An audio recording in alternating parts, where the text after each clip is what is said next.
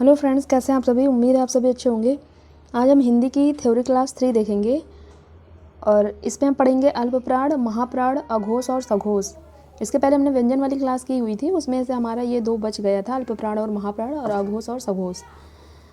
तो आज हम देखेंगे इसको देखेंगे हम। इसके पहले हमने व्यंजन वाली क्लास थ्योरी नंबर 2 में कर रखा और पहली क्लास में हमने स्वर पढ़ा हुआ है और वर्णमाला पढ़ा हुआ है। ठीक, देखिए पहला है आपका प्राण या श्वास के आधार पर वर्ण के भेद पढ़ेंगे हम।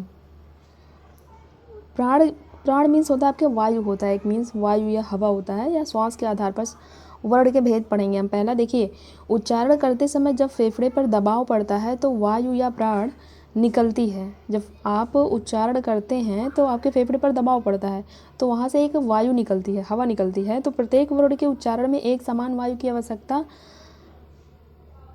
नहीं होती है। देखो, एक समान वायु की आवश्यकता हर वर्ड में नहीं होती है ना, किसी में कम होती है, किसी में ज़्यादा होती है। तो वही कह रहा है कि कुछ वर्ड के उच्चारण में कम वायु लगती है ना, जब आप बोलते हैं तो किसी वर्ड के उच्चारण में कम हवा निकलती है और कुछ के उच्चारण में अधिक वायु निकलती है ना। तो वही आपके 2 टाइप के हो जाएंगे। एक में आपका कम लगेगा, जिसमें कम लगेगा आपका वही अल्प प्राण हो जाएगा, जिसमें ज़्यादा वायु की निकलेगी वो महाप्राण हो जाएगा। तो यही 2 प्रकार हमको पढ़ने हैं। तो देखिए, प्राण वायु के आधार पर वर्ण के 2 भेद होते हैं आपके। पहला अल्प प्राण, दूसरा महाप्राण होता है। ठीक, इसी दोनों को हम देखेंगे। देखिए, पहला आपका है अल्प प्राण। ये कह रहा है, आप देखो प्राण का अर्थ होता है वायु या हवा, आप समझ लीजिए। यहाँ प्राण का अर्थ आप हवा या वायु समझ लीजिए। अल्प का मतलब तो कम ही होता है, ये तो आपको पता ही होगा। तो इसकी डिफिनेशन बनेगी कैसे, देखिए, वे वर्ण जिनके उच्चारण में जब फेफड़ों से बाहर निकलने वाली जो वायु होती है आपकी, अल्प मीन्स कम होता है ना, तो वायु की कम मात्रा में आवश्यकता होती है, तो उसे अल्प प्राण कहते हैं हम। इसमें कम मात्रा की आवश्यकता, अल्प लगा है तो आप यहाँ से जान जाइए कि कम वायु की आवश्यकता होगी। हमने प्राण मीन्स वायु बता दिया, तो इसमें कम वायु की आवश्यकता होती है, उसे अल्प प्राण कहते हैं। तो इस देखिए, नाम से ही आपको याद हो गई होगी सारी डिफिनेशंस, ये सारी इसकी डिफिनेशन है। ठीक, अब देखिए इसमें कह रहा है स्पर्श व्यंजनों का पहला, तीसरा, पांचवा वर्ण जो है अल्प प्राण होते हैं। अभी हम इसको नीचे बताएंगे, आपको लिख रखा है हमने पहला वर्ण और तीसरा और पांचवा वर्ण, ये सारा हमने लिख रखा है, वहाँ से आपको समझाएंगे। और देखिए इसमें कौन कौन से आते हैं अल्प प्राण में। अंतस्थ व्यंजन आपके आते हैं जो या व रला हुए हैं आपके, ये अंतस्थ व्यंजन आपके अल्प प्राण होते हैं और सभी स्वर आपके अल्प प्राण होते हैं। ठीक, इतने सारे ये अल्प प्राण होते हैं। अभी इसको हम आगे देखेंगे, पहले आप इसको केवल डिफिनेशन यहाँ समझिए, उसके आगे अभी हम आपको बताएंगे। दूसरा महाप्राण की डिफिनेशन देख लीजिए, उसके बाद हम नीचे दे रखे आपको बताएंगे। देखिए महाप्राण, महामिस तो ज़्यादा समझ लीजिए, प्राण मिस आप वायु समझ लीजिए, तो क्लियर हुआ ना। तो ऐसे डिफिनेशन इसकी बनाएंगे हम। वे वर्ण जिनके उच्चारण में फेफड़ों से बाहर निकलने वाली वायु की आवश्यकता अधिक होती है, महा लगा है तो अधिक तो होगी ना, अधिक होती है, उसे महाप्राण कहते हैं। बस इसमें कुछ याद नहीं करना आपको। महा लगा है तो इसमें ज़्यादा लगा दीजिए, प्राण मिस वायु हो गया, तो इसमें वायु फेफड़ों से बाहर निकलने वाली वायु की आवश्यकता हमें अधिक होती है। ठीक, इसमें कौन कौन से आते हैं वर्गीय व्यंजन, जिसे हम स्पर्श व्यंजन, दूसरी वाली थ्योरी क्लास में हमने वर्गीय व्यंजन पढ़ रखा है, 25 होते हैं ना टोटल, तो उसमें जो है आपका दूसरा और चौथा वर्ण महाप्राण होता है। ठीक, और इसमें ऊष्म व्यंजन आते हैं आपके, जो तीनों सा होते हैं और हा। ठीक, ये आपके ऊष्म व्यंजन होते हैं, ये सारे आपके महाप्राण में आते हैं।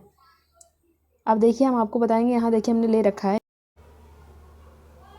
देखें। अब इसमें हम यहाँ से देखेंगे अल्प प्राण क्या है और महाप्राण क्या है। देखिए आपने इसकी डिफिनेशन तो देख रखी है ना, इसमें देखेंगे अल्प प्राण में कौन कौन से वर्ड आते हैं और महाप्राण में कौन कौन से वर्ड आते हैं। देखो आपने डिफिनेशन तो देख रखी है, तो यहाँ हम देखेंगे अल्प प्राण और महाप्राण। देखो हमने यहाँ अलग अलग कर रखा है। अल्प प्राण में हमने आपको वहाँ बताया हुआ था प्रथम और तृतीय और पंचम, ये सारे आपके अल्प प्राण में आएंगे। और हमने बताया था अंतस्थ वाले वर्ड और स्वर, ये आपके अल्प प्राण में आएंगे। और महाप्राण में द्वितीय और चतुर्थ और ऊष्म व्यंजन जो है आपके, ये आएंगे महाप्राण में। इन वर्ड को बोलने में आपको ज़्यादा वायु निकलेगी, आपके फेफड़े से जो बाहर वायु निकलेगी वो अधिक मात्रा में निकलेगी। बट ये सारे वर्ड जितने भी हैं, ये सारे जब आप बोलेंगे तो आपको कम वायु, फेफड़ों से जो बाहर निकलने वाली है उसमें कम वायु की आवश्यकता होगी ना आपकी। यही हमने डिफिनेशन भी पढ़ा है। तो इसमें देखिए, इसमें पहला आपका, इसको ऐसे याद कर सकते हैं, इसमें भी ये प्रथम हो गया, ये तृतीय हो गया और ये पंचम हो गया आपका। और इसमें महाप्राण में आपका ये द्वितीय हो गया और ये चतुर्थ हो गया। ऐसे आप याद कर लीजिएगा। देखो इसको आप ऐसे भी याद कर सकते हैं, अगर आपने संस्कृत पढ़ा होगा तो वहाँ आपको बताया जाता है, सूत्र भी याद करवाया जाता है ना, का च ट त प और ग ज ड द ब, अंगयणा नाम, इसे क्या कहते हैं? इसे हम पंचमाक्षर भी कहते हैं ना। यहाँ से क्वेश्चंस भी बनते हैं आपका। ये पांचों वर्ड आपके पंचमाक्षर कहलाते हैं।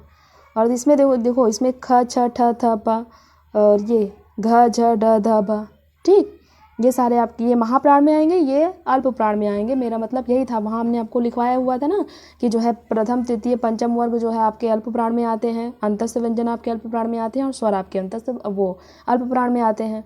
और महाप्राण में हमने लिखाया हुआ था इसके पहले वाले, अभी इसके पहले वाली स्लाइड में हमने आपको बताया हुआ था कि जो है द्वितीय और चतुर्थ वर्ग जो है आपका ये महाप्राण में आता है। तो द्वितीय और चतुर्थ वर्ग यही है आपका, ये महाप्राण में आता है, ठीक। और ऊष्म व्यंजन आपका महाप्राण में आता है, ठीक। ये 3 हो गया, 3 6 9 12 और 15, ये 15 हो गए आपके। और ये 4 ये हो गया आपके अंतस्थ व्यंजन, 11 ये हो गया आपके। और इसमें 2 4 6 8 10 ये हो गए आपके, और 4 आपके ऊष्म व्यंजन हो गए, ठीक। तो क्वेश्चन आपसे ऐसे ही बन सकते हैं कि निम्न में से अल्प प्राण कौन से हैं, तो आपको 4 वर्ड दे देगा, एक अल्प प्राण में से उठा के ना दे दिया, और 4 यहाँ से, 3 यहाँ से उठा के दे देगा आपको। बस आपको अगर ना पता रहेगा तभी तो आप लगाएंगे ना। ऐसे महाप्राण में पूछ सकता है, एक साथ दे दिया आपको, उसके बाद 3 वर्ड यहाँ से उठा के दे दिया, बस ऐसा ही क्वेश्चन बन जाएंगे आपके, ठीक। तो आई होप आपको अल्प प्राण और महाप्राण समझ में आ गया होगा। हमने पूरा फिगर लेके इसी वजह से आपको समझाया हुआ है।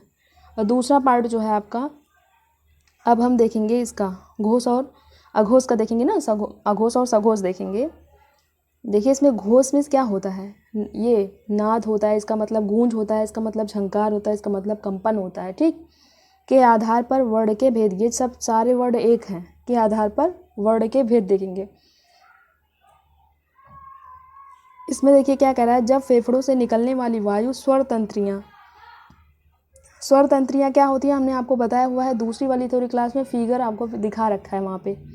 स्वर तंत्रियों को झंकृत करती हैं। तो प्रत्येक देखो, अगर आपको स्वर तंत्रियाँ नहीं समझ आ रही है, झंकृत भी नहीं समझ आ रहा, तो हमने फिगर कराया हुआ है दूसरी वाली थ्योरी क्लास में। लिंक भी आपको डिस्क्रिप्शन में मिल जाएगा। पहले आप दूसरी थ्योरी क्लास देखिएगा, उसके बाद यहाँ आइएगा, तभी आपको समझ में आएगा। क्योंकि अगर आप देखो, हमने यहाँ आपको बताया, अभी अल्प प्राण में आपको बताया कि जो है आपका अंतस्थ व्यंजन जब आप दूसरी वाली थ्योरी क्लास नहीं देखेंगे तो इसमें अंतस्थ व्यंजन डायरेक्ट कैसे समझ पाएंगे। तो पहले दूसरी थ्योरी क्लास देख के उसके बाद ही तीसरी क्लास देखिएगा, ठीक। तो प्रत्येक वर्ण के उच्चारण में स्वर तंत्रियाँ समान रूप से झंकृत नहीं होती हैं। जैसे उसमें था कि समान वायु की आवश्यकता नहीं होती है ना, किसी में कम वायु की आवश्यकता होती है, किसी में ज़्यादा वायु की आवश्यकता होती है। तो बस सेम उसी में इसमें भी ऐसे 2 हैं। किसी में जो है वही कह रहा है इसमें, देखिए कह रहा है कुछ वर्ण के उच्चारण स्थान में स्वर तंत्रियाँ अधिक झंकृत होती हैं और किसी में कम झंकृत होती हैं। तो एक तो अधिक का बन जाएगा जिसमें सघोष हो जाएगा, एक कम होता है तो उसमें अघोष बन जाएगा। बस 2 टाइप भी आपके ऐसे बन जाएंगे ना। इसी परिभाषा से हमने 2 टाइप भी बना दिया, आपकी परिभाषा यही क्लियर हो गई होगी। इस प्रकार इसके आधार पर वर्णों के 2 प्रकार होते हैं, एक बन जाएगा आपका अघोष व्यंजन, एक आपका बन जाएगा क्या, सघोष व्यंजन। 2 व्यंजन बन जाएंगे ना। एक में आपका ऐसा डिफिनेशन भी बन जाएगी जिसमें स्वर तंत्रियाँ एक अधिक मात्रा में झंकृत होती हैं और दूसरे में कम। तो पहले हम देखेंगे अपना अघोष व्यंजन क्या, देखें पहले हम देखेंगे अघोष व्यंजन क्या होता है आपका, ठीक।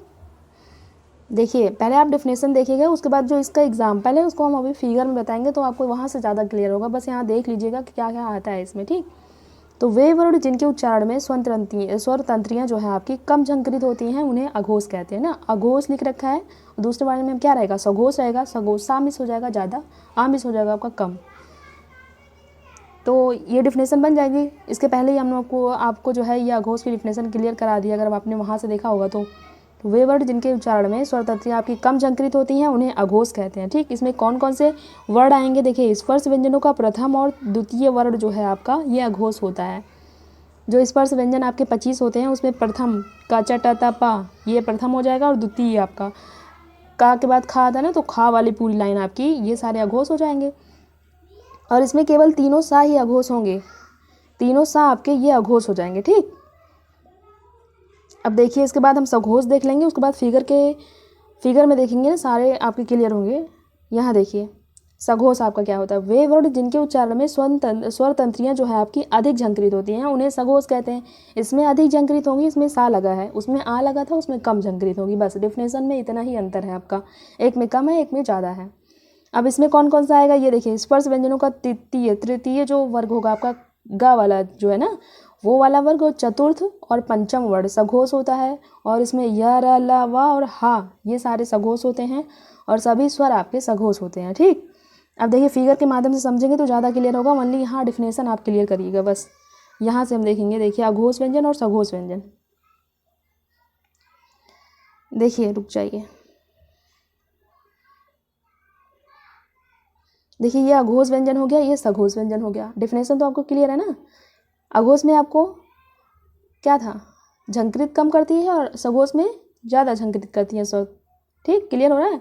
डिफिनेशन मत भूलिएगा बस, बाकी सारे यहाँ क्लियर होंगे। देखो हमने बताया आपका अघोष में कौन सा बताया था, आपका प्रथम और द्वितीय बोला था ना। प्रथम और द्वितीय, प्रथम आपका ये क च ट त प हो गया, और द्वितीय ख छ ठ थ फ हो गया। और सघोष में हमने अब आपको बताया कि तृतीय वर्ग, चतुर्थ वर्ग और पंचम वर्ग, ये ग ज ड द ब और ये घ झ ढ ध भ और अंग य ड़ नामा ये पंचमाक्षर आपके ये हो जाएंगे, ये तीनों और ये दोनों आपके ये अघोष हो जाएंगे, ये सघोष हो जाएंगे। और इसमें देखिए, इसमें हमने आपको बताया तीनों सा आपके हो जाएंगे, तीनों सा आपके हो जाएंगे अघोष, और इसमें य र ल व ह ये 5 आपके ये सघोष हो जाएंगे। ये वर्ड भी जब आप बोलेंगे तो आपकी ये जो कम झंकृत होंगी ना, यहाँ क बोलेंगे तो, जब आप ग बोलेंगे तो देखो ज़्यादा झंकृत हो रही होंगी यहाँ पे। तो कुल ध्वनियाँ कितनी हो गई आपकी, 2 4 6 8 10 और ये 3 13। तो कुल ध्वनियाँ आपकी 13 हो गई अघोष में, और सघोष में आपका 3 6 9 12 और 15 और ये 5 20। तो कुल व्यंजन ध्वनियाँ कितनी हो गई, 20। तो क्लियर हो गया। अघोष में आपका ये सारे आएंगे और सघोष में ये सारे आएंगे। यहाँ से भी क्वेश्चन आपके सेम बनते हैं। एक वर्ड आपको दे देगा टा वर्ग, एक वर्ड टा दे देगा, उसमें से पूछेगा निम्न में से कौन सा अघोष व्यंजन है, और 3 यहाँ से उठा के दे देगा। बस ऐसे सघोष से सेम क्वेश्चन बन जाएंगे। ठीक, तो अघोष और सघोष समझ में आ गया होगा। अब देखिए दूसरा लास्ट हमारा ये है टॉपिक, क्या है, अमानक वर्ण क्या होता है। देखिए अमानक वर्ण, देखिए वे वर्ण जो पहले किसी और रूप में प्रयुक्त होते हैं परंतु अब उनका रूप बदल गया है, ऐसे में उनका पुराना रूप अमानक कहलाएगा, और ऐसे वर्ण अमानक वर्ण कहलाएंगे। देखिए पहले जो है, यहाँ से देखिए एग्जाम्पल से आपको समझ में आ गया, उदाहरण दे रखा है। ला जो है अब ये वर्तमान रूप है आपका, और ये पहले का रूप है। ठीक है, तो ला आपका पहले ऐसे नहीं लिखा जाता था। ला आपका अपने याद होगा कि ला आपका ऐसे लिखा जाता था, ऐसे करके। तो ये अमानक रूप हो गया ना, ये चेंज हो गया। वर्तमान रूप आपका ये है, पहले ऐसे ला लिखा जाता था, अब ला ऐसे लिखा जाता है ना। तो यही है अमानक वर्ण, जो पहले लिखा जाता वो चेंज हो गया ना। ये इसी में कह रहा था, ऐसे में उसका पुराना रूप अमानक कहलाएगा और ऐसे वर्ण अमानक वर्ण कहलाएंगे, परंतु अब उनका रूप बदल गया कह रहा है ना। ला ऐसे लिखा जाए, त्रा भी ऐसे, आपके ऐसे बहुत सारे वर्ण हैं जो चेंज हुए। हमने आपको 2 ले रखा है, ऐसे बहुत सारे वर्ण हैं।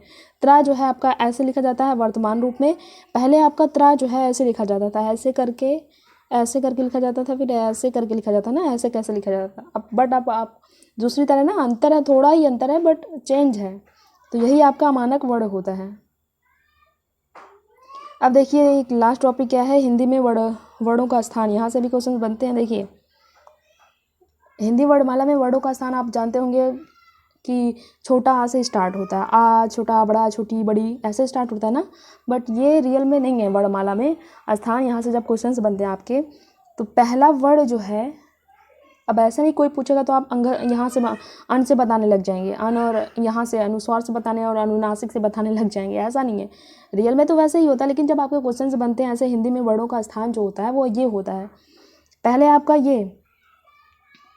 आपका अनुस्वार आएगा, उसके बाद अनुनासिक आएगा, उसके बाद जो है ये विसर्ग आएगा आपका, फिर छोटा आएगा, बड़ा छोटी बड़ी, छोटा ऊ बड़ा ऊ, री ए ओ औ आएगा आपका। उसके बाद देखिए का के बाद हमने छा लिख रखा है। क्यों लिख रखा है, देखिए क्योंकि छा वर्ण जो आपका बनता है ये का और सा से बनता है ना, का और सा से बनता है, क्योंकि देखिए इसमें पहले का आ रहा है ना, पहले का आ रहा है फिर सा आ रहा है, तो इसी वजह से का के बाद ये दूसरा का आएगा, उसके बाद खा आएगा ना, इसी वजह से छा यहाँ रखा गया है। ठीक, उसके बाद खा आएगा, फिर गा घा और इंगा आ जाएगा आपका, चा छा जा के बाद देखिए हमने ज्ञा यहाँ लिख रखा है। क्यों लिख रखा है, क्योंकि ज्ञा जो है आपका ये जा और इया से बन रहा है ना, तो पहले जा आ रहा है आपका ना, इंग्या वर्ड में पहले जा आ रहा है, उसके बाद इया जुड़ के आपका ज्ञा बन रहा है, तो इसी वजह से जा के बाद यहाँ ज्ञा रखा गया है। उसके बाद झा और इया हो गया, फिर टा ठा डा ढा अड़ा हो गया, इसमें कुछ नहीं है। ता और यहाँ त्रा क्यों लिख रखा है, था क्यों नहीं लिखा, इसलिए त्रा वर्ड जो है आपका ये ता और रा से बन रहा है, तो ता के बाद ही तो आएगा ये ता, दूसरा ता आपका। इसी वजह से यहाँ ता के बाद त्रा रखा गया है, ठीक। उसके बाद था, द, ध और ना हो गया। फिर देखेंगे पा, फा, बा, भा और मा, इसमें कुछ नहीं है। या, रा, ला, वा हो गया। बस सा के बाद हमने श्रा क्यों लिख रखा है? श्रा इसलिए सेम, क्योंकि सा और रा से मिलकर जो है आपका श्रा बन रहा है। इसी सा के बाद ही तो, इसी वजह से यहाँ सा के बाद हमने, क्योंकि ये सा से बन रहा है, इसके बाद रखा है सा, सा, हा। तो ये होता है हिंदी में वर्णों का स्थान। अब यहाँ से क्वेश्चंस कैसे बनते हैं हमने ले रखे हैं, देखिए, तो आपका डाउट भी क्लियर हो जाएगा। देखिए इसमें ऐसे क्वेश्चंस बनते हैं। इसमें कह रहा है छा का स्थान वर्णमाला में किसके बाद है? छा के बाद बहुत सारे लोग कह देंगे छा के बाद जो आता है वो आप वही कर देंगे। ऐसा नहीं है। छा के बाद वर्णमाला में, हिंदी वर्णमाला में किसके बाद आता है बताइए आप? अभी हमने आपको इसके ऊपर बताया हुआ था किसके बाद आता है। छा किसके बाद आता है? देखिए यहाँ पे छा किसके बाद आ रहा है आपका? का के बाद आ रहा है ना छा। जब आपको पता होगा तभी तो लगाएंगे छा।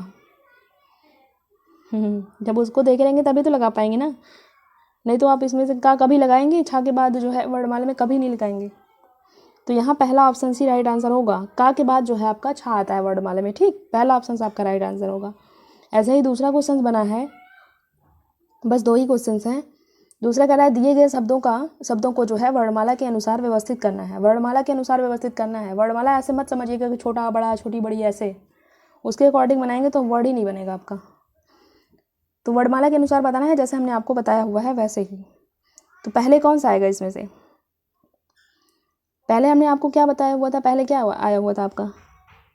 पहले अनुस्वार आया हुआ था ना। तो अनुस्वार इसमें क्या, किस में लगा है? पहले दूसरे में लगा है ना। तो पहले आपका पंकज आएगा, दूसरा पहले आएगा, ऑप्शन नंबर 2 पहले आएगा।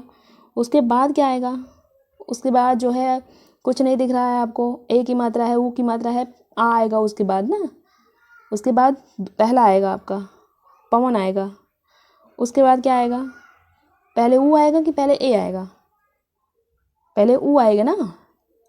पहले ऊ आएगा तो 4th आएगा यहाँ पे। उसके बाद क्या आएगा? एक ही बचा है, ए की मात्रा आएगी ना, प्रेम पे ए की मात्रा लगाए ना। उसके बाद आपका तीसरा ऑप्शन आएगा ना। तो ये आपका सही होगा। पहले पंकज आएगा, दूसरा, उसके बाद पहला आपका फिर पवन आएगा, उसके बाद पुत्र आएगा, उसके बाद प्रेम आएगा ना। तो पहले आपका, अगर आपको नहीं आप पता होगा तो पहले पवन लगा देंगे ना, बट पहले आपका ये आता है, पहले पंकज आएगा उसके बाद पवन आएगा, ठीक। तो ये होता है वर्णमाला को व्यवस्थित करना, ठीक। यहाँ ऐसे ही क्वेश्चन बनते हैं ऐसे ही। तो व्यंजन वाली क्लास हमारी कंप्लीट हो गई है। इसके बाद जो है हम व्यंजन पूरा कंप्लीट हो गया। स्वर हमने कंप्लीट किया, वर्ण पढ़ा और वर्णमाला पढ़ा। वर्णमाला पढ़ा आपका, उसके बाद जो है स्वर पढ़ा पूरा, व्यंजन पढ़ा पूरा। आज अल्प प्राण और महाप्राण और अघोष और सघोष हमने पढ़ा। तो ये पूरा कंप्लीट हुआ है। इसके बाद हम पढ़ेंगे शब्द वाला टॉपिक उठाएंगे। शब्द में आपका सारा पढ़ेंगे, तद्भव तद्भव, योग, रूढ़ शब्द, ये सारे शब्द जो होते हैं वो पढ़ेंगे। तो अगर आप सीटेट की तैयारी करते हैं तो उसकी भी तैयारी करते हैं, लिंक में आपको डिस्क्रिप्शन बॉक्स में जाएंगे तो वहाँ आपको लिंक मिल जाएगा प्लेलिस्ट का, ठीक। इस प्लेलिस्ट का लिंक आपको मिल जाएगा, वहाँ से आप जाकर देख सकते हैं। अगर वीडियो अच्छी लगी तो आप लाइक करिएगा। उसके बाद अगर आपकी कोई भी विचार हो या कुछ समझ में ना आया हो तो आप कमेंट करके बताइएगा, तभी तो हम जानेंगे ना।